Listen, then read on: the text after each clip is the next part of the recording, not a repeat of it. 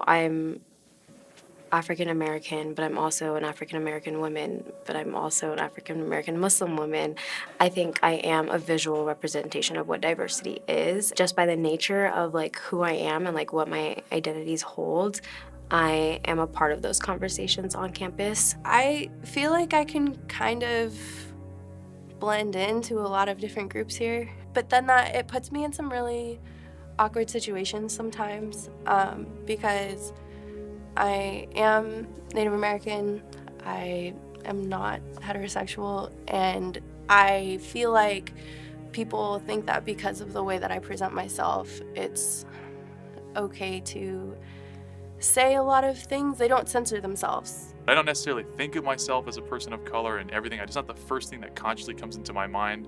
Actually, the more time I've spent here at Gonzaga, that has more permeated into my mind. Not necessarily from because I would say I'm a minority in that regard, but from other minority students bringing up their issues and things like that. It's like, oh God, do I relate to them actually? Do I not? So I would say I contribute to diversity more in ideas and perspectives than I really do ethnically in that regard. Even if it's sharing, unique parts of my background, coming from divorced parents and not being Catholic and being Jewish, that's something that's not super represented here on campus.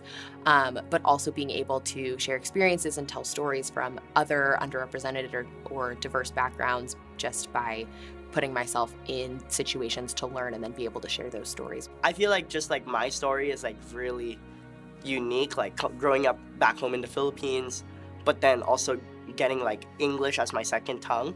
That's just something I always bring unique, and the perspective of coming from Asia and another part of the world and bringing it here and learning from people. As someone with a rare form of muscular dystrophy, I do have a physical disability, and I do consider that a type of diversity, whether someone has a ability level or a disability. I think that brings a lot of diversity to campus, and it's been cool to be a part of that diversity here.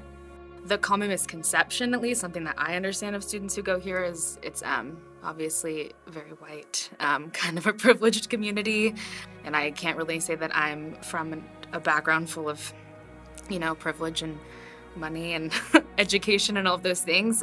So coming here is completely new to me. I don't have anybody in family who went to college, so this is kind of something that I'm doing on my own for the first time, so that's probably a unique perspective that I bring here.